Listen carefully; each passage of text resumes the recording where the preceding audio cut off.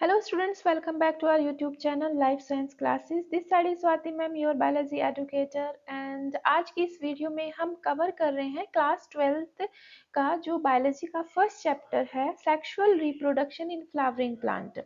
ठीक है ना, फ्लावरिंग प्लांट मतलब की बात हो रही है एंजियोस्पर्म की, ठीक है ना, और सेक्सुअल रिप्रोडक्शन की बात हो रही है तो मतलब यहाँ पे गैमीट्स का फॉर्मेशन भी होगा और यहाँ पे गैमीट्स का फ्यूजन भी होगा। इसीलिए जिसको हम गैमेट्स का जब फ्यूजन होता है उसी के लिए हम क्या यूज करते हैं, टर्म फर्टिलाइजेशन। ठीक है ना, फर्टिलाइजेशन और सिनगैमी। ठीक है ना। अब इस फर्टिलाइजेशन की प्रोसेस को हमें इस चैप्टर में पूरा देखना है। ठीक है ना, तो एक इस चैप्टर का ओवरव्यू ले लेते हैं कि इस चैप्टर के अंदर कौन कौन से टॉपिक कवर होंगे। सबसे पहले बेटा इस चैप्टर में हम कवर करेंगे फ्लावर की स्ट्रक्चर को। ठीक है ना, फ्लावर की स्ट्रक्चर कैसी होती है, किन किन पार्ट से मिलके बना होता है। दूसरा हम कवर करेंगे pre fertilisation events. Pre fertilisation events मतलब यहाँ पे प्री फर्टिलाइजेशन इवेंट्स से क्या मतलब है बेटा कि जो प्लांट है वो फर्टिलाइजेशन से पहले कौन कौन से प्रिपरेशन करेगा, कौन कौन से इवेंट्स होंगी जो आगे फर्टिलाइजेशन में यूज होंगी। ठीक है ना, तो सबसे पहले यहाँ पर प्री फर्टिलाइजेशन इवेंट्स में बेटा होगी माइक्रोस्पोरोजेनेसिस और मेगास्पोरोजेनेसिस, यानी कि मेल गैमिट का फॉर्मेशन होगा।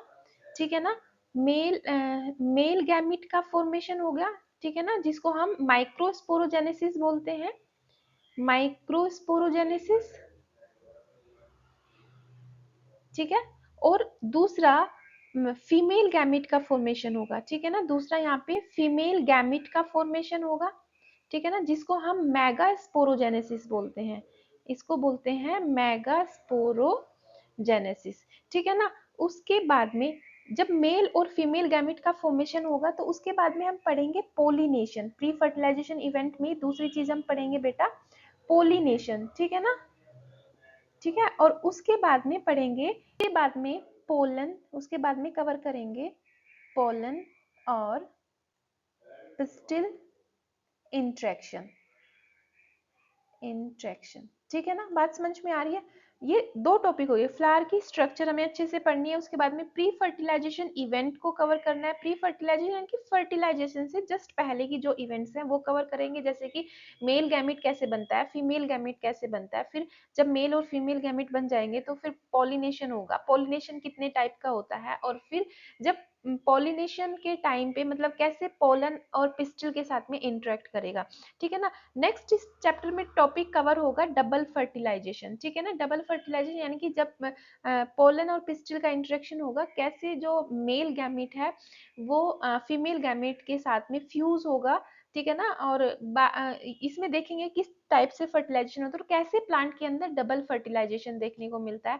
ठीक है ना, नेक्स्ट हमारा टॉपिक होगा post fertilisation events. Post fertilisation events में मतलब कैसे कैसे सीड्स का फॉर्मेशन कैसे हो रहा है, फ्रूट्स कैसे बनते हैं, और इसके अलावा भी हम यहाँ पर कुछ और मेथड्स पढ़ेंगे जैसे कि एपोमिक्सिस एंड पॉली एम्ब्रियोनी। ठीक है ना, ये बेसिकली ये कुछ टॉपिक्स हैं जो इस चैप्टर के अंदर कवर होने वाले हैं। ठीक है ना, अब देखो बेटा सबसे पहला टॉपिक हमारा था क्या, फ्लावर स्ट्रक्चर। तो हमें सबसे पहले फ्लावर की स्ट्रक्चर को देखना है। ठीक है, देखो अगर हम एक टिपिकल फ्लावर लेते हैं तो उसमें कौन कौन से पार्ट होते हैं। देखो सबसे पहले यहाँ से शुरू कर रहे हैं।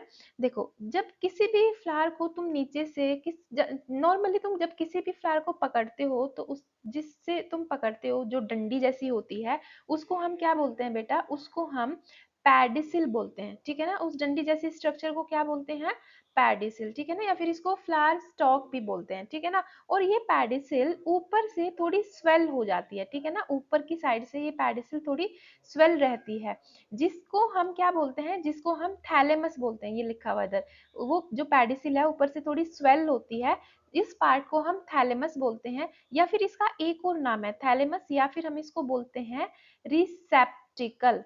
रिसेप्टिकल भी बोलते हैं। ठीक है ना, थैलेमस और रिसेप्टिकल इसको बोलते हैं। ठीक है ना, अब इस थैलेमस से ये एक बेस होता है जिससे फ्लावर के 4 पार्ट अटैच रहते हैं। ठीक है ना, जो सबसे पहला पार्ट है दैट इज सेपल। ठीक है ना। सेपल और सेपल को ही हम कैलिक्स भी बोलते हैं। अब क्या डिफरेंस है सेपल और कैलिक्स में? सेपल मतलब कि सिंगल यूनिट, ठीक है ना, एक लीफ लाइक स्ट्रक्चर, जो ग्रीन कलर के होते हैं ना नीचे की तरफ फ्लावर में लीफ लाइक स्ट्रक्चर, अगर ये सिंगल यूनिट है, ठीक है ना, सिंगल अगर है तो हम क्या बोलेंगे? सेपल बोलेंगे। और अगर पूरा सेपल का पूरा वर्ल्ड है, ठीक है ना, सेपल का पूरा वर्ल्ड है तो हम उसको क्या बोलेंगे? पूरे वर्ल्ड को हम कैलिक्स बोलेंगे, ठीक है ना। अच्छा, यहीं पे इनका एक एक का फंक्शन भी देख लेते हैं। जैसे सेपल्स हैं तो सेपल्स क्या मेनली क्या इनका फंक्शन होता है बेटा? जब जो जो फ्लावर है जब वो बर्ड स्टेज में होता है, ठीक है ना, तो बर्ड स्टेज में फ्लावर को ये प्रोटेक्ट करते हैं, ठीक है ना, ये काम है सेपल्स का, प्रोटेक्ट करने का। बर्ड स्टेज में फ्लावर के जो इंटरनल जो आगे पेटल्स हैं और अंदर फिर रिप्रोडक्टिव ऑर्गन्स है तो उनको पूरे को ये प्रोटेक्ट करके रखता है। उसके बाद में बात करते हैं दूसरा फ्लावर का पार्ट है हमारा पेटल। अब पेटल और इसी को हम कोरोला बोलते हैं, ठीक है ना। पेटल मतलब पेटल्स हमारे कलरफुल होते हैं, ठीक है, और कोरोला मतलब थोड़ा तुम कलर के साथ में इसको कोरिलेट कर सकते हो ताकि तुम्हें याद रह जाए, क्योंकि अक्सर मैं कंफ्यूज हो जाती हूँ कि कैलिक्स और कोरोला किसको बोलते हैं, तो मैं तो ऐसे याद रखती हूँ कोरोला मतलब कि कलरफुल और कलरफुल मतलब कि पेटल्स, ठीक है ना। तो यहाँ पे जो पेटल्स हैं, पेटल मतलब अगर सिंगल है तो पेटल है, ठीक है ना। कोरोला मतलब यहाँ पे भी जो पेटल्स का वर्ल्ड होगा तो उसको हम कोरोला बोलेंगे, ठीक है। उसके बाद में अब हम नेक्स्ट चलते हैं एंथर और फिलामेंट स्टेमन की तरफ, ठीक है ना। देखो ये है मेल रिप्रोडक्टिव ऑर्गन, ठीक है ना। मेल रिप्रोडक्टिव ऑर्गन की जब हम बात कर रहे हैं तो जो ये तुम्हें स्टॉक जैसी ये पूरी ये एक फिलामेंट जैसी स्ट्रक्चर दिख रही है, ठीक है ना।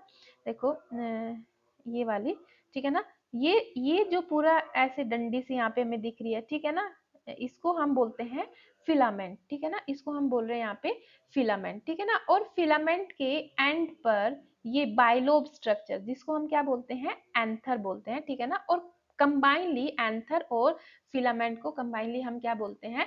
स्टेमन बोलते हैं, ठीक है ना। अब यहाँ स्टेमन के भी, ठीक है ना, अब यहाँ पर अगर हम स्टेमन के भी वर्ल्ड की बात करें, मतलब पूरा जो फ्लावर के अंदर पूरा स्टेमन का वर्ल्ड है तो उसको हम एंड्रोशियम बोलते हैं, ठीक है ना। एंड्रोशियम, एंड्रोशियम, ठीक है। तो पूरे वर्ल्ड को, एक मिनट, एक मिनट, ठीक है। देखो वर्ल्ड ऑफ स्टेमन को हम क्या बोलेंगे बेटा? वर्ल्ड ऑफ स्टेमन को बोलेंगे एंड्रोशियम, ठीक है। उसके बाद में नेक्स्ट अब हम चलते हैं फीमेल रिप्रोडक्टिव पार्ट की तरफ। तो प्लांट का जो फीमेल रिप्रोडक्टिव पार्ट होता है उसको हम बोलते हैं पिस्टिल या फिर कार्पल, ठीक है ना, पिस्टिल या फिर कार्पल। और पिस्टिल मतलब कि मल्टीपल, पिस्टिल का मतलब होता है कि एक से ज्यादा, कार्पल मतलब सिंगल यूनिट, ठीक है ना। कार्पल का मतलब होता है सिंगल यूनिट और पिस्टिल मतलब कि मल्टीपल, ठीक है ना, मल्टीपल पिस्टिल, ठीक है। और यहाँ पे इसके लिए एक और वर्ड यूज करते हैं पूरे वर्ल्ड के लिए, पूरे जो मैं बोलूँ कि जो पिस्टिल का पूरा वर्ल्ड होगा फ्लावर के अंदर, तो यहाँ पे उसके लिए यूज करेंगे हम गायनीशियम, ठीक है। तो अब जो फीमेल रिप्रोडक्टिव पार्ट होता है बेटा, ये भी तीन पार्ट से, तीन सब पार्ट से मिलके बना होता है। जो सबसे ऊपर वाला पार्ट होता है, ठीक है ना, जिसको हम स्टिग्मा बोलते हैं, इसको हम स्टिग्मा बोलते हैं। ये कैसा है? ये स्टिग्मा मतलब ये वो पॉइंट है जहां पर पोलन ग्रेन आके लैंड होते हैं, ठीक है ना। यहाँ पे जो पोलन ग्रेन्स होते हैं, पोलन ग्रेन्स यहाँ पे इस पॉइंट पे आके पोलन ग्रेन आके लैंड होते हैं, मतलब ये एक लैंडिंग प्लेटफॉर्म है पोलन ग्रेन के लिए, जिसको हम स्टिग्मा बोलते हैं, ठीक है। और ये ऐसे पतली सी नेक लाइक स्ट्रक्चर, ठीक है ना, जिसको हम क्या बोलते हैं? स्टाइल बोलते हैं, ठीक है ना। इस नेक लाइक स्ट्रक्चर को हम क्या बोलेंगे? स्टाइल बोलेंगे, ठीक है ना। और ये नीचे से क्या होती है? स्वेल होती है, ये वाला पोर्शन पूरा नीचे से कैसा है? ये वाला पॉइंट ये इस वाले पॉइंट को, ठीक है ना, ये स्वेल थोड़ा सा बल्जी सा होता है बेस में से, जिसको हम ओवरी बोलते हैं। और इस ओवरी के अंदर होते हैं ओव्यूल्स, जैसे यहाँ पे हमें शो हो रहे हैं, ठीक है ना, ओवरी के अंदर होते हैं ओव्यूल्स, ठीक है। ठीक है, अब ये होगी हमारी एक टिपिकल फ्लावर की स्ट्रक्चर। यहाँ पे मैंने दोनों मेल रिप्रोडक्टिव ऑर्गन और फीमेल रिप्रोडक्टिव दोनों ऑर्गन दिखाए हुए हैं, इसीलिए मैं बोल सकती हूँ कि ये फ्लावर कैसा है बेटा?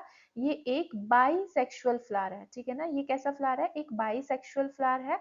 अगर बाई चांस या तो मेल रिप्रोडक्टिव ऑर्गन है किसी फ्लावर के अंदर या फिर फीमेल रिप्रोडक्टिव ऑर्गन है, मतलब कोई भी किसी एक है, तो मैं बोलूंगी कि वो फ्लावर कैसा है, यूनिसेक्सुअल। ठीक है ना, वो फ्लावर कैसा है बेटा, यूनिसेक्सुअल। समझ में आया कि बाइसेक्सुअल जब दोनों रिप्रोडक्टिव ऑर्गन एक फूल के अंदर प्रेजेंट हो तो बाइसेक्सुअल, और जब दोनों में से कोई एक प्रेजेंट होगा तो यूनिसेक्सुअल। ठीक है, यहाँ तक बातें क्लियर हुई। अब नेक्स्ट देखते हैं बेटा, नेक्स्ट है अब हमारा, हमने पढ़ना था प्री फर्टिलाइजेशन इवेंट्स। ठीक है ना, तो प्री फर्टिलाइजेशन इवेंट्स को हम कहाँ से शुरू करें, मतलब प्री फर्टिलाइजेशन इवेंट में हमें सबसे पहले कवर करनी है माइक्रोस्पोरोजेनेसिस। ठीक है ना, माइक्रोस्पोरोजेनेसिस सबसे पहले हमें कवर करना है। एक मिनट, नेक्स्ट हमारा टॉपिक है प्री फर्टिलाइजेशन इवेंट। ठीक है ना, फ्लावर की स्ट्रक्चर होगी है तो उसके बाद में हमें पढ़ना है pre fertilisation, pre fertilisation events देखनी है। ठीक है ना, और प्री फर्टिलाइजेशन इवेंट्स देखने के लिए तो हमें थोड़ा सबसे पहले डिटेल में मेल रिप्रोडक्टिव ऑर्गन को पढ़ना पड़ेगा। ठीक है ना, प्री फर्टिलाइजेशन इवेंट्स पढ़ना है हमें। ठीक है ना, यानी कि फर्टिलाइजेशन से जस्ट पहले प्लांट कौन कौन सी कौन कौन सी तैयारी करेगा, हमें उसका पूरा देखना है। ठीक है ना, और तो सबसे पहले हम शुरू कर रहे हैं मेल रिप्रोडक्टिव ऑर्गन से। मेल रिप्रोडक्टिव ऑर्गन को थोड़ा डिटेल में पढ़ लेते हैं बेटा।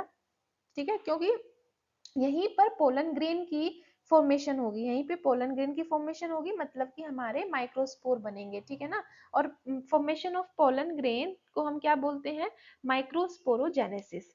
ठीक है, तो सबसे पहले यहाँ से शुरू कर रहे हैं मेल रिप्रोडक्टिव ऑर्गन से। देखो यहाँ पे मैंने एक डायग्राम ड्रॉ किया है, अभी हम पीछे पढ़ के आए फ्लावर की स्ट्रक्चर में, इसको हम क्या बोलते हैं, एंथर। ठीक है ना, ये एक बाइलोब स्ट्रक्चर जो हमें दिख रही है इसको हम एंथर बोलते हैं। ठीक है ना, इस बाइलोब स्ट्रक्चर को हम एंथर बोलते हैं। ठीक है, और ये है फिलामेंट। ठीक है ना, दिस वन इज फिलामेंट। ठीक है, और ये जो फिलामेंट का बेस वाला पार्ट है, ठीक है ना, ये बेस वाला जो पार्ट है फिलामेंट का, ये किससे अटैच रहता है बेटा, ये अटैच रहता है थैलेमस से। ठीक है ना, ये अटैच रहता है थैलेमस से, या फिर उसको हम क्या बोलते हैं, रिसेप्टिकल भी बोलते हैं। तो इन रेस्पेक्ट ऑफ थैलेमस अगर मैं इस फिलामेंट की बात करती हूँ, तो फिलामेंट का ये वाला एंड, इस वाले एंड को हम बोलते हैं प्रोक्सिमल एंड। इस एंड को हम बोलते हैं प्रोक्सिमल एंड। ठीक है ना, क्योंकि हम बात कर रहे हैं थैलेमस की रेस्पेक्ट में हम बात कर रहे हैं, तो थैलेमस के पास में जो फिलामेंट का पार्ट है उसको हमने प्रोक्सिमल एंड बोला, और जो पार्ट फिलामेंट से दूर है, ठीक है ना, मतलब दूर यानी कि इस साइड, ठीक है ना, तो इस पार्ट को हम बोलेंगे डिस्टल एंड। ठीक है ना, या फिर डिस्टल एंड ऑफ फिलामेंट। ठीक है ना, डिस्टल, डिस्टल एंड। ठीक है, समझ में आया। तो फिलामेंट के जो जिस साइड से फिलामेंट से एंथर जुड़ा हुआ है, ठीक है ना, ये वाला पॉइंट एंथर है, तो एंथर वाली साइड के पार्ट को फिलामेंट को हम डिस्टल पॉइंट, डिस्टल एंड बोलते हैं, और ये इसको हम प्रॉक्सिमल एंड बोलते हैं। ठीक है ना, अब जो एंथर है, एंथर की स्ट्रक्चर कैसी होती है, ठीक है ना, मतलब अगर हम एंथर को देखते हैं तो ये हमें एक बाइलोब स्ट्रक्चर दिखाई देती है। ठीक है ना, जब हम एंथर को देखते हैं तो वो हमें कुछ बाइलोब स्ट्रक्चर दिखाई देती है, मतलब दो लोब होते हैं इसमें, बाइलोब मतलब कि दो लोब होते हैं, और वो दोनों लोब, अब अगर हम उन उन दोनों लोब के अंदर भी, each lobe have two theca, मतलब एक लोब के अंदर बेटा फिर दो थीका प्रेजेंट होती हैं। थीका मतलब कि कैविटी। ठीक है ना, थीका मतलब क्या है, यहाँ पे कैविटी, दो कैविटी प्रेजेंट होती हैं, इसीलिए हम एंथर्स को क्या बोलते हैं, डाइथिकस बोलते हैं। इनको क्या बोलते हैं, इनको मतलब ये बाइलोब होते हैं, और एक लोब के अंदर दो थीका प्रेजेंट होते हैं, इसलिए हमने इसके लिए टर्म यूज की डाइथिकस। और ये जो लोब्स हैं, ये जो थीका है, मतलब ये लॉन्गिट्यूडनली ग्रूव बनाते हैं। ठीक है ना, सिलेंड्रिकली एक तरीके से, मतलब कि ऐसे, जैसे यहाँ पे ये एक डायग्राम बनाया हुआ है, तो ये ऐसे जो जो ये कैविटी है पूरी बेटा, तो ये ऐसे सिलेंड्रिकल नीचे तक है, ये अंदर से पूरा होलो है। ठीक, अगर हम इसको ऐसे कट कर रहे हैं तो दैट मीन्स ये इसका ट्रांसवर्स सेक्शन हम देख रहे हैं। ठीक है ना, इस एंथर को हमने कट कर दिया है, और कट करने के बाद में हमें कुछ इस तरह का दिखाई दे रहा है। और ये जो डायग्राम है यहाँ पर बेटा, ये एक मैच्योर एंथर का है। ठीक है ना, कैसा किसका है, ये मैच्योर एंथर का है। क्योंकि तुम्हें यहाँ पे कुछ रेड रेड कलर के ऐसे डायग्राम नजर आ रहे होंगे, ठीक है ना, पॉइंट पॉइंट से गोल गोल से ऐसे स्फेरिकल शेप के, तो ये क्या है, ये पोलन ग्रेन है, ठीक है ना। यानी कि जब एंथर एंथर मैच्योर हो गया है, मैच्योर होके ये इसमें डाइसेंस भी हो गई है, मतलब ये एक तरीके से जब एंथर डाइसेंस करता है, ठीक है ना, डाइसेंस मतलब कि रप्चर करेगा, जब ये एंथर ये लोब्स रप्चर करेंगी तो इनसे फिर पोलन ग्रेन बाहर आते हैं, ठीक है ना। तो इसलिए मैंने बोला कि ये जो डायग्राम है ये एक मैच्योर एंथर का डायग्राम है, ठीक है ना। अगर हम इसको ऐसे ट्रांसवर्सली यहाँ से कट करते हैं तो कट करने के बाद में हमने देखा कि जो इसकी स्ट्रक्चर है वो कैसी है, टेट्रागोनल है। टेट्रागोनल मतलब कि हमें ऐसे चार इस तरीके से ये हमें 4 चैम्बर्स दिखाई दे रहे हैं, अलग अलग यहाँ पे हमें 4 चैम्बर्स दिखाई देते हैं, इसलिए हम इसको क्या बोल रहे हैं, अब टेट्रागोनल स्ट्रक्चर बोल रहे हैं, ठीक है ना। अगर अगर हमारा एंथर मैच्योर है, ठीक है ना, अगर हमारा एंथर मैच्योर है तो हम बोलेंगे कि जो ये 4 चैम्बर अलग अलग बन रहे हैं यहाँ पे 4 पॉइंट, ठीक है ना, तो हम बोलते हैं इनको पोलन सैक, ठीक है ना, इनको हम बोलते हैं पोलन सैक, क्योंकि इनके अंदर ही पोलन भरते हैं और जब ये रप्चर होता है तो इनसे पोलन बाहर निकलते हैं। लेकिन अगर एंथर कैसा है, अगर एंथर हमारा इमेच्योर है, मतलब अभी यंग स्टेज में है, तो अब हम इन चारों स्ट्रक्चर के लिए एक दूसरा नाम यूज करते हैं कि माइक्रोस्पोरेंजिया, ठीक है ना, तब हम इसको बोलते हैं माइक्रोस्पोरेंजिया, मतलब कि एक यंग एंथर के अंदर जो माइक्रोस्पोरेंजिया होते हैं वो ही मैच्योर होके किस में कन्वर्ट हो जाते हैं, पोलन सैक में कन्वर्ट हो जाते हैं, ठीक है ना। यानी कि और मैंने बोला कि ये टेट्रागोनल है, तो एक एंथर के अंदर 4 माइक्रोस्पोरेंजिया होते हैं, ठीक है ना। यहाँ तक बात समझ में आई। अगर मैं बात कर रही हूँ बेटा प्री फर्टिलाइजेशन इवेंट की, तो प्री फर्टिलाइजेशन इवेंट में हमने पहली स्लाइड में डिस्कस किया कि हमें कौन कौन से पॉइंट कवर करने हैं। तो सबसे पहला पॉइंट हम कवर कर रहे हैं माइक्रोस्पोरोजेनेसिस, यानी कि फॉर्मेशन ऑफ पोलन ग्रेन। लेकिन फॉर्मेशन ऑफ पोलन ग्रेन पढ़ने से पहले हमें मेल रिप्रोडक्टिव ऑर्गन का पता होना चाहिए कि मेल रिप्रोडक्टिव ऑर्गन की स्ट्रक्चर एक बार हमें देखनी है, पोलन ग्रेन कहाँ बनते हैं, कैसे बनते हैं, वो सारी चीजें पढ़नी है। तो मेल रिप्रोडक्टिव ऑर्गन को देखा कि फिलामेंट होता है, एंथर होता है, ठीक है ना। अब एंथर की भी स्ट्रक्चर कैसी होती है, कैसा दिखता है एंथर, तो बाइलोब होता है, डाइथिकस होता है, ठीक है ना, लॉन्गिट्यूडनली ग्रूव प्रेजेंट होते हैं, ठीक है। उसके बाद में अगर हम इसको ट्रांसवर्सली कट करते हैं तो हमें ये टेट्रागोनल स्ट्रक्चर दिखाई देती है, 4 अलग अलग चैम्बर दिखाई देते हैं। अगर एंथर यंग है, यंग स्टेज में है, तो उन चारों टेट्रागोनल स्ट्रक्चर को हम 4 माइक्रोस्पोरेंजिया बोलते हैं। और अगर ये एंथर मैच्योर कंडीशन में है, इसमें पोलन ग्रेन बन गए हैं, तब हम इसको पोलन सैक बोलते हैं, ठीक है ना। यहाँ तक क्लियर हुई। अब बेटा नेक्स्ट स्लाइड पे चलते हैं, ठीक है। अब जो माइक्रोस्पोरेंजियम है, ठीक है ना, जो माइक्रोस्पोरेंजियम है, अब माइक्रोस्पोरेंजियम की एक बार स्ट्रक्चर देख लेते हैं, ठीक है ना। जो ये माइक्रोस्पोरेंजियम होता है, सबसे पहले तो ये 4 वॉल से कवर होता है, ठीक है ना। जो माइक्रोस्पोरेंजिया है, सपोज करो, देखो बेटा, सपोज करो ये माइक्रोस्पोरेंजिया है, एक माइक्रोस्पोरेंजिया मैंने यहाँ पे ड्रॉ किया है, ठीक है ना। और इसी तरीके से एक एंथर के पास में 4 माइक्रोस्पोरेंजिया होते हैं, ठीक है ना। यहाँ पे मैंने एक माइक्रोस्पोरेंजियम को ड्रॉ किया है, ठीक है। और ये बोल रहे हैं कि इसके चारों तरफ कितनी वॉल है, कितनी लेयर है बेटा, 4 लेयर है, ठीक है ना। इसके चारों तरफ कितनी लेयर है, इसके चारों तरफ 4 लेयर है, ठीक है ना। अब हमें उन चारों लेयर के बारे में पढ़ना है कि वो चारों लेयर कौन कौन सी है। अब ये जो सेंटर में है, बीच में, ये एक स्पोरेंजियम, देखो अभी एक दूसरे कलर से यूज करते हैं। अब इसके अंदर ये जो सेंटर में बनाया, इसके अंदर कुछ टिश्यू भरा हुआ है, ठीक है ना, बहुत सारी सेल्स भरी हुई हैं। अभी ये अभी ये यंग यंग एंथर है, यंग एंथर का, क्योंकि हम बात कर रहे हैं, हम पोलन सैक तो नहीं बोल रहे ना, हम बोल रहे हैं माइक्रोस्पोरेंजियम, ठीक है। तो इसके अंदर कुछ सेल्स भरे हुए हैं जिनको हम स्पोरोजिनस टिश्यू बोलते हैं। क्या बोलते हैं, स्पोरोजिनस, स्पोरोजिनस टिश्यू, ठीक है ना। ये स्पोरोजिनस टिश्यू है। अब ये स्पोरोजिनस टिश्यू कवर है 4 लेयर से, ठीक है ना। अब वो 4 लेयर कौन कौन सी है, ये हमारा एनसीईआरटी में डायग्राम दे रखा है कुछ इस तरीके का, ठीक है ना। जैसे ये वाला क्या है, यहाँ पे स्पोरोजिनस टिश्यू फिल है, ठीक है ना। और इसके बाद में ये 4 लेयर हैं, इसकी बाहर की तरफ को 4 लेयर हैं। तो जो सबसे आउटर लेयर है, ठीक है ना। अगर मैं बात करती हूँ सबसे आउटर लेयर की, तो बेटा सबसे आउटर लेयर कौन सी है, यही इसी वाले पे बात करते हैं। जो सबसे आउटर लेयर है, ये सबसे आउटर वाली लेयर को हम क्या बोलते हैं, एपिडर्मिस, ठीक है ना। सबसे बाहर वाली लेयर, सबसे बाहर वाली लेयर क्या है हमारी, एपिडर्मिस, ठीक है, एपिडर्मिस। उसके बाद में एपिडर्मिस के जस्ट नीचे, एपिडर्मिस के जस्ट नीचे, एपिडर्मिस के जस्ट नीचे होती है एंडोथीशियम, ठीक है ना। एपी जैसे यहाँ पे दिखाया हुआ है, ठीक है ना, सबसे ऊपर वाली।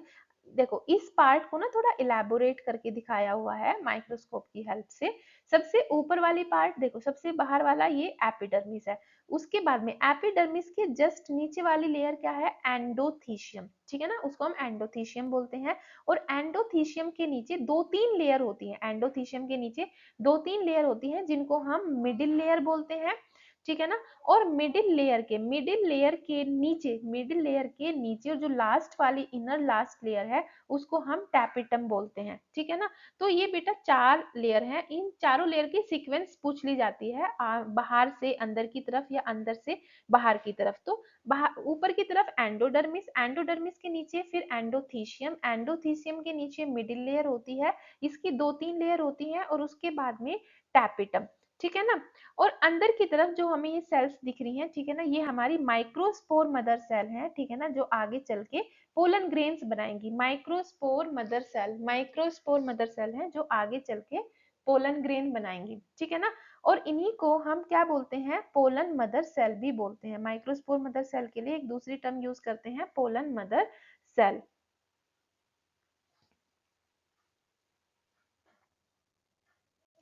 देखो बेटा, अब हम जो ये चारों लेयर हैं, ठीक है ना, इन चारों लेयर का फंक्शन देख लेते हैं। देखो कौन कौन सी लेयर पढ़ी हमने अभी, हमने पढ़ी epidermis, endothecium, middle layer and tapetum, ठीक है ना। जो एपिडर्मिस है, ठीक है ना, जो एपिडर्मिस है, एपिडर्मिस, एंडोथीशियम और मिडिल लेयर, ये तीनों मिलके प्रोटेक्शन में हेल्प करती हैं, ठीक है ना। जो माइक्रोस्पोर मदर सेल्स हैं हमारी, ठीक है ना, उनकी प्रोटेक्शन में हेल्प करती हैं।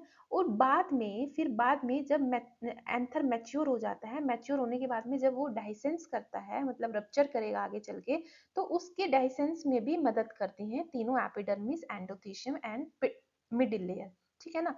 इसके अलावा जो मिडिल लेयर होती है, मिडिल लेयर की कई सारी लेयर होती है, मतलब कि 2 से 3 लेयर तक होती हैं। ये सिंगल सिंगल लेयर है, एपिडर्मिस की सिंगल लेयर है, एंडोथीशियम की सिंगल लेयर है, आगे टैपिटम की भी सिंगल लेयर है, लेकिन जो मिडिल लेयर होती है उसकी 2 से 3 लेयर होती है, ठीक है ना। और इसका ये एक साइट होती है, मतलब फूड स्टोर के लिए यहाँ ये साइट होती है बेसिकली, ठीक है ना। इसका एक और प्रोटेक्शन और डाइसेंस के अलावा मिडिल लेयर का फंक्शन होता है कि ये फूड को भी स्टोर करती है, ठीक है ना। उसके अलावा जो एंडोथीशियम है, एंडोथीशियम किसकी बनी होती है बेटा, अल्फा सेलुलोज की बनी होती है, और ये बाद में जाके फाइब्रस हो जाती है, ठीक है ना, इसीलिए हम इसको फाइब्रस लेयर भी बोलते हैं, ठीक है ना। ये कुछ पॉइंट्स हैं, की पॉइंट्स हैं जो तुम्हें याद रखने हैं। उसके बाद में बात करते हैं टैपिटम की, ठीक है ना। इससे काफी ज्यादा क्वेश्चन पूछा जाता है टैपिटम से। जो टैपिटम है, सबसे पहले तो इसका क्या काम है बेटा, देखो जो भी पोलन ग्रेन है, डेवलपिंग पोलन ग्रेन है, ठीक है ना, डेवलपिंग पोलन ग्रेन को ये नरिश करने का काम करती है, ठीक है ना। दूसरा जो अच्छा, ये मल्टी न्यूक्लिएटेड सेल है, ठीक है ना, इसमें कई मल्टी न्यूक्लिएट, 2 3 ऐसे कई न्यूक्लियस होते हैं, ठीक है ना, मल्टी न्यूक्लिएटेड सेल होती है।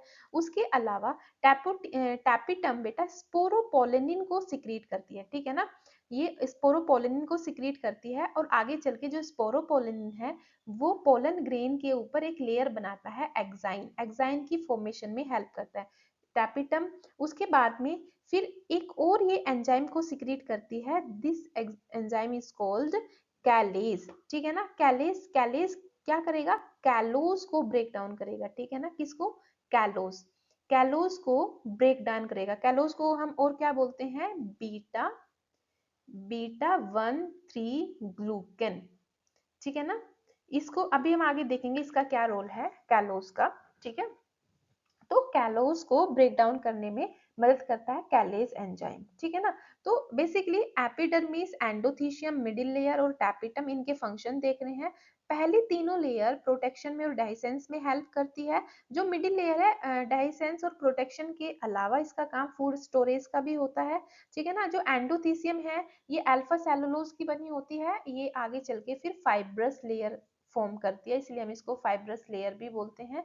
उसके अलावा टैपिटम बेटा पोलन ग्रेन को नरिश कर रही है, मल्टी न्यूक्लिएटेड होती हैं, स्पोरोपोलिन के फॉर्मेशन में हेल्प करती हैं जो आगे चल के एक्साइन बनाएंगी, और उसके अलावा ये सिक्रेट करती है कैलेज को जो कि कैलोज के ब्रेकडाउन में हेल्प करेगा, ठीक है ना। अब नेक्स्ट देखते हैं, नेक्स्ट है बेटा माइक्रोस्पोरोजेनेसिस, ठीक है ना। तो मेन टॉपिक हमारा क्या था, माइक्रोस्पोरोजेनेसिस। हमें तो माइक्रोस्पोरोजेनेसिस पढ़ने से पहले ही ये हमें डिटेल हमें पता होनी चाहिए थी माइक्रोस्पोरोजेनेसिस पर जाने से पहले। तो माइक्रोस्पोरोजेनेसिस यानी कि कहाँ पर होगी, माइक्रोस्पोरोजेनेसिस यानी कि जो हमारी माइक्रोस्पोर मदर सेल होगी, माइक्रोस्पोर मदर सेल, या फिर हम इसको पोलन मदर सेल भी बोलते हैं, ठीक है ना। जो कि किसमें है, ये देखो यहाँ पे ये बाहर वाली लेयर टैपिटम है, टैपिटम के बाहर मिडिल लेयर होगी एंडोथीशियम देन एपिडर्मिस। यहाँ पे सिर्फ मैंने टैपिटम को दिखाया हुआ है, और टैपिटम के अंदर ये हमारी क्या है बेटा, स्पोरोजिनस टिश्यू है, ठीक है ना। स्पोरोजिनस टिश्यू किसका बना हुआ है, माइक्रोस्पोर मदर सेल का बना हुआ है, ठीक है ना। ये सारी माइक्रोस्पोर मदर सेल है। जितनी भी स्पोरोजिनस टिश्यू के अंदर जितने भी सेल्स हैं, हर एक सेल के अंदर कैपेबिलिटी होती है कि वो पोलन ग्रेन बना सकती है, बल्कि टेट्राड बनाती है, ठीक है ना, जिसको हम माइक्रोस्पोर टेट्राड, मतलब कि हर एक सेल माइक्रोस्पोर टेट्राड बनाएगी, ठीक है ना। यानी कि हर एक माइक्रोस्पोर मदर सेल आगे चल के 4 पोलन ग्रेन बनाएंगी, ठीक है। देखो अब उसके बाद में ये एक सिंगल माइक्रोस्पोर मदर सेल है, ठीक है ना, एक सिंगल माइक्रोस्पोर मदर सेल है। अब बेटा इसमें मियोसिस होती है, ठीक है ना। जब इसमें मियोसिस होती है, मियोसिस के बाद में एक सेल कन्वर्ट हो जाएगी, यानी कि मियोसिस 2 पार्ट में होगी। पहले मियोसिस 1 होगी तो 2 सेल बनेंगी, ठीक है ना, और उसके बाद में मियोसिस 2 होगी, मियोसिस 2 होगी तो फिर यहाँ पे 4 सेल बनेंगी, ठीक है ना। तो ये 4 सेल, ये माइक्रोस्पोर का मतलब ये पूरी चारों सेल एक पूरी पैक होती हैं, ठीक है ना। एक जो ये बाहर की तरफ इस पे लेयर बनी हुई है, ठीक है ना, ये कैलोस की बनी हुई है, ठीक है ना, कैलोस बीटा 1,3 ग्लूकन की बनी हुई है, ठीक है ना। और इस लेयर के इस कवरिंग के अंदर ही इस कव इस कवरिंग के अंदर ही पूरे माइक्रोस्पोर टेट्राड है, ठीक है ना। माइक्रोस्पोर 4 माइक्रोस्पोर है, एक माइक्रोस्पोर ये हमें इधर दिख रहा है, एक माइक्रोस्पोर इधर दिख रहा है, एक इधर दिख रहा है, एक इसके बैक साइड में है, ठीक है ना। या फिर कुछ इस तरीके से अरेंज होते हैं ऊपर नीचे 1 2 3 और 4, ये 4 माइक्रोस्पोर, और इसको हम माइक्रोस्पोर टेट्राड बोलते हैं, ठीक है ना। और उसके बाद में काम होता है किस एंजाइम का, कैलेज एंजाइम का।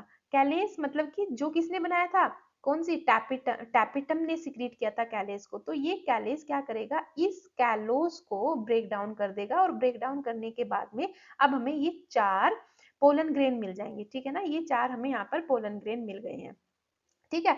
अब ये जो पोलन ग्रेन हमें मिले हैं, अभी ये पोलन ग्रेन इनमेच्योर है, ठीक है ना। यहाँ तक की प्रोसेस को, पोलन ग्रेन तक यहाँ तक की प्रोसेस को हम माइक्रोस्पोरोजेनेसिस बोलते हैं, ठीक है ना। उसके आगे बेटा हमें गैमेटोजेनेसिस भी पढ़नी है, ठीक है ना। माइक्रोस्पोरोजेनेसिस हो गया, उसके बाद में अब देखो ये एक पोलन ग्रेन हमें यहाँ पे मिला हुआ है, ठीक है ना। अब यहाँ पे दिख रहा है, ठीक है ना। इस पोलन ग्रेन के अंदर क्या होगा, यहाँ पे वैक्यूल का फॉर्मेशन हुआ है, ठीक है ना। काफी बड़ा एक पूरा वैक्यूल कवर कर लेता है, और जो इसका न्यूक्लियस है, इस न्यूक्लियस के अंदर होता है डिवीजन, न्यूक्लियस के अंदर डिवीजन होता है, माइटोटिक डिवीजन होता है। और इस माइटोटिक डिवीजन के बाद में यहाँ पे हमें ये 2 सेल देखने को मिलती है, ठीक है ना। लेकिन इस जो ये वैक्यूल इतना बड़ा वैक्यूल है, इस वैक्यूल की वजह से जो स्पिंडल फाइबर है, स्पिंडल फाइबर यहाँ पे एसिमेट्रिकली अरेंज हो पाते हैं, मतलब प्रॉपर तरीके से स्पिंडल फाइबर यहाँ पे अच्छे से अरेंज नहीं हो पाते इस वैक्यूल की वजह से, ठीक है ना। तो यहाँ पे एसिमेट्रिकल डिवीजन हो जाता है, जिसकी वजह से जो ये 2 सेल बने हैं यहाँ पर, एक सेल काफी बड़े साइज का होता है, ये सेल काफी लार्ज है, और ये स्मॉल है, ठीक है ना, स्मॉल साइज का, ठीक है। तो जो बड़े वाला सेल है उसको हम वेजिटेटिव सेल बोलते हैं, ठीक है ना। उसको हम क्या बोल रहे हैं बेटा, वेजिटेटिव सेल। और जो स्मॉलर साइज का सेल है उसको हम जनरेटिव सेल बोलते हैं। जो स्मॉलर साइज का सेल होता है वो वेजिटेटिव सेल के साइटोप्लाज्म में फ्लोट करता रहता है, वेजिटेटिव सेल के साइटोप्लाज्म में फ्लोट करता रहता है स्मॉलर सेल, ठीक है ना। अच्छा, इसका न्यूक्लियस भी काफी छोटा होता है स्मॉलर सेल का, और जो लार्जर सेल होती है उसका न्यूक्लियस काफी लार्ज और इरेगुलर शेप का होता है, लार्ज और काफी इरेगुलर शेप का होता है, ठीक है ना। देखो बेटा, अब यहाँ पर हमें ये एक मैच्योर पोलन ग्रेन मिल गया है, ठीक है ना। एक मैच्योर पोलन ग्रेन मिल गया है जो कि दो सेल स्टेज है, मतलब कि यहाँ पे हमें एक वेजिटेटिव सेल है और दूसरी जनरेटिव सेल है। ये कि कौन सी स्टेज पे है, यहाँ पे 2 सेल स्टेज पे है, ठीक है ना। मोस्ट ऑफ द केसेस में क्या होता है, जो पोलन ग्रेन होते हैं वो 2 सेल स्टेज पे शेड ऑफ हो जाते हैं, यानी कि 60% एंजियोस्पर्म के अंदर हमें देखने को मिलता है कि जो पोलन ग्रेन है वो 2 सेल स्टेज पे उनका डाइसेंस हो जाता है, एंथर का डाइसेंस हो जाता है 2 सेल स्टेज पे, मतलब वो रप्चर होके बाहर निकल जाते हैं, पोलन सेक से बाहर हो जाते हैं। बट कुछ स्पीशीज ऐसी भी हैं, 40% केसेस हमें ऐसे भी देखने को मिलते हैं कि जिनके अंदर जो ये जनरेटिव सेल है, इस जनरेटिव सेल में फर्दर एक और माइटोटिक डिवीजन होता है, फर्दर एक और माइटोटिक डिवीजन होता है, और जिसकी वजह से ये सेल 2 सेल में डिवाइड हो जाती है, और फिर यहाँ पे हमें कैसी सिचुएशन मिलती है, 3 सेल स्टेज की सिचुएशन मिलती है, ठीक है ना। यहाँ पे हमें 3 सेल स्टेज कंडीशन मिलती है। तो कई सारे 40% केसेस में एंजियोस्पर्म में हमें ये भी देखने को मिलता है कि जो पोलन ग्रेन है वो 3 सेल स्टेज पे पोलन सेक से रिलीज हो रहा है, ठीक है ना। यहाँ तक बात समझ में आई। मतलब कि पहली जो प्रोसेस हुई है माइक्रोस्पोरोजेनेसिस में, बेटा हमने कैसे एक माइक्रोस्पोर मदर सेल कन्वर्ट हुई है पोलन ग्रेन में, इमेच्योर पोलन ग्रेन है अभी भी, ठीक है ना। और उसके बाद में फिर जो पोलन इमेच्योर पोलन ग्रेन है वो कैसे गैमेटोफाइट में कन्वर्ट हुआ है, ठीक है ना। उसके अंदर पोलन ग्रेन के अंदर गैमेटोफाइट है, ठीक है ना। कैसे वो 2 सेल, 2 गैमेट, यहाँ पे सभी एक मेल गैमेट है, ठीक है ना। उसके बाद में फिर ये आगे अगर ये 3 सेल स्टेज पे होता है तो इसके अंदर 2 मेल गैमेट है, ठीक है ना, इस तरीके से। ओके, अब हम आगे देखते हैं। देखो, अब हम पोलन ग्रेन की स्ट्रक्चर की बात करते हैं। पोलन ग्रेन की स्ट्रक्चर की अगर हम बात करें तो बेटा नॉर्मली जो पोलन ग्रेन होते हैं वो स्फेरिकल शेप के होते हैं, ठीक है ना। यहाँ पे मैंने इमेज लगाई हुई है, जितनी भी इमेज है सभी सारे मोस्टली पोलन ग्रेन कैसे हैं, स्फेरिकल शेप के हैं, ठीक है ना, मोस्टली स्फेरिकल शेप के हैं। जो इनका डायमीटर होता है वो 25 टू 50 माइक्रोमीटर तक इनका डायमीटर होता है, एक टिपिकल पोलन ग्रेन का, ठीक है। उसके बाद में पोलन ग्रेन के ऊपर हमें दो दो लेयर देखने को मिलती है, ठीक है ना। पोलन ग्रेन के ऊपर हमें 2 लेयर देखने को मिलती है। जो आउटर वाली लेयर होती है, जो बाहर की तरफ आउटर जो लेयर होती है, अगर मैं बोलूं जो आउटर लेयर है बेटा, उसको हम एक्साइन बोलते हैं, और एक्साइन के अंदर इंटाइन होती है। मतलब कि कुछ इस तरीके से समझ लो, ये जो आउटर लेयर है, ठीक है ना, ये क्या है, ये एक्साइन है। उसके अंदर एक और लेयर है जिसको हम क्या बोलते हैं, इंटाइन बोलते हैं। और इंटाइन के अंदर भी बेटा एक और लेयर होती है जिसको हम प्लाज्मा मेम्ब्रेन बोलते हैं, ठीक है ना, जो साइटोप्लाज्म को कवर कर रही है, प्लाज्मा मेम्ब्रेन, उसके बाद में इंटाइन, उसके बाद में एक्साइन, ठीक है ना। एक्साइन किसकी बनी हुई है, एक्साइन बनी हुई है स्पोरोपोलेनिन की, एक्साइन बनी हुई है स्पोरोपोलेनिन की, इंटाइन बनी हुई है सेलुलोज और पैक्टिन की, ठीक है ना। और नीचे तो हमारी प्लाज्मा मेम्ब्रेन ही है, ठीक है। उसके अलावा जो स्पोरोपोलेनिन होता है, ठीक है ना, जो स्पोरोपोलेनिन होता है बेटा, स्पोरोपोलेनिन काफी हाई टेम्परेचर को बियर कर सकता है। एसिडिक कंडीशन में भी हम इसको छोड़ सकते हैं, कुछ नहीं बिगड़, काफी resistant, most resistant organic material होता है स्पोरोपोलेनिन। बेसिक, चाहे जितना बेसिक कंडीशन हो, एसिडिक कंडीशन हो, हाई टेम्परेचर हो, हर जगह सर्वाइव कर जाएगा, ये डिग्रेड नहीं होता। एंजाइम भी नॉर्मली इसको डिग्रेड नहीं कर पाते हैं, ठीक है ना।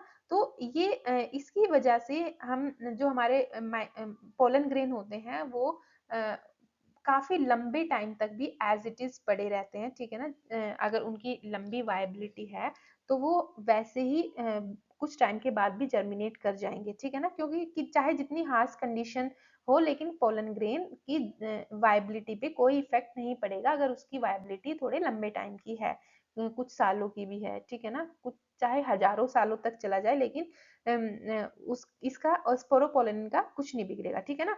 तो इसीलिए जो आउटर कवरिंग होती है वो किसकी बनी होती है, स्पोरोपोलेनिन की, जिसको हम एक्साइन बोलते हैं, ठीक है ना। लेकिन कुछ एक पॉइंट पे एक पॉइंट पे स्पोरोपोलेनिन एक्साइन में एब्सेंट होती है। मतलब कुछ हम इस तरीके से समझ सकते हैं, जैसे कि ये स्पोरोपोलेनिन की लेयर है एक्साइन, ठीक है ना, लेकिन एक पॉइंट पे यहाँ पे ये एब्सेंट है।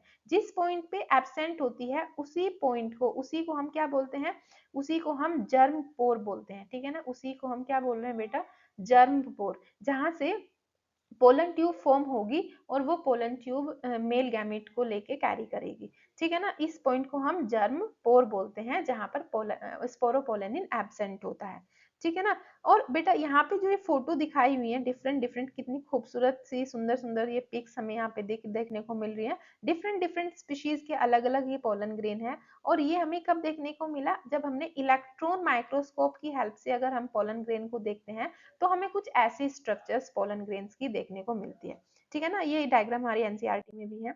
उसके बाद में पोलन ग्रेन जो होते हैं, पोलन ग्रेन एलर्जिक भी होते हैं, ठीक है ना, ये एलर्जिक रिएक्शन भी करते हैं, ठीक है ना। कुछ डिजीज कोज कर देते हैं, एस्थमा, ब्रोंकाइटिस, जैसे कि पार्थेनियम है, पार्थेनियम या फिर इसी को हम क्या बोलते हैं, कैरेट ग्रास भी बोलते हैं। पार्थेनियम एक एक्सोटिक वीड है। कैसा वीड है, एक्सोटिक वीड है, जो कि एक बार वीट के साथ में आ गया था, इंपोर्ट हुआ था, ठीक है ना। इसको हम कांग्रेस ग्रास भी बोलते हैं, क्योंकि उस टाइम पे कांग्रेस के टाइम की बातें थी, जब वीट को इंपोर्ट किया गया था इंडिया में, ठीक है ना। तो इसके साथ में वीड्स आ गए थे पार्थेनियम के, ठीक है ना।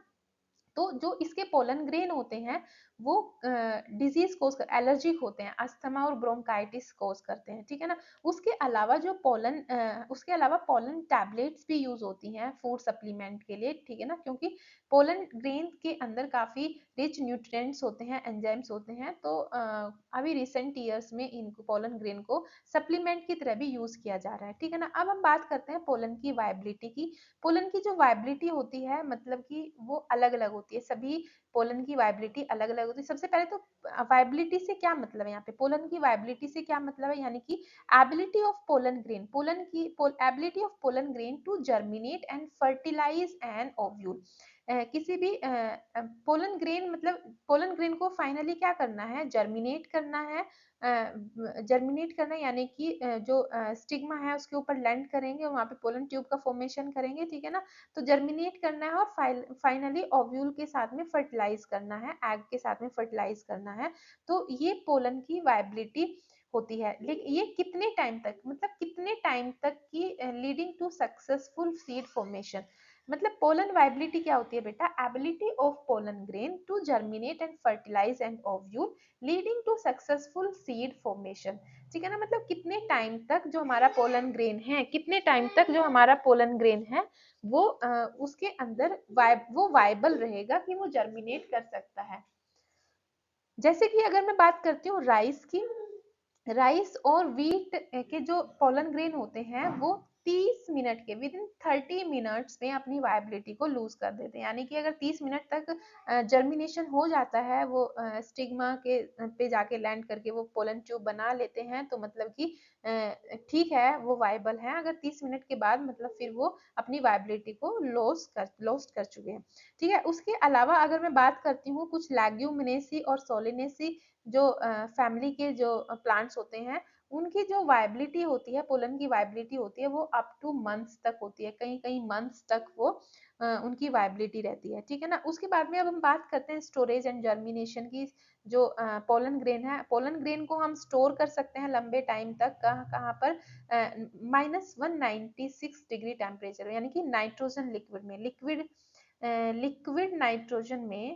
नाइट्रोजन में हम पोलन ग्रेन को क्या कर सकते हैं बेटा, स्टोर कर सकते हैं। आगे फर्दर ब्रीडिंग प्रोग्राम्स में यूज कर सकते हैं साइंटिस्ट इनको, ठीक है ना। उसके अलावा जर्मिनेशन क्या है, मतलब ऑन सुटेबल स्टिग्मा। जर्मिनेशन मतलब कि जो पोलन ग्रेन है वो अपने सुटेबल स्टिग्मा पे पहुंच गया है, पोलन जर्मिनेट कर जाए, वहां पे पोलन ट्यूब का फॉर्मेशन कर ले, और फाइनली जो मेल गैमिट उसके अंदर है वो फीमेल गैमिट से फ्यूज हो जाए, फर्टिलाइजेशन हो जाए, फ्यूजन हो जाए मेल और फीमेल गैमिट का, दैट इज जर्मिनेशन और फर्टिलाइजेशन।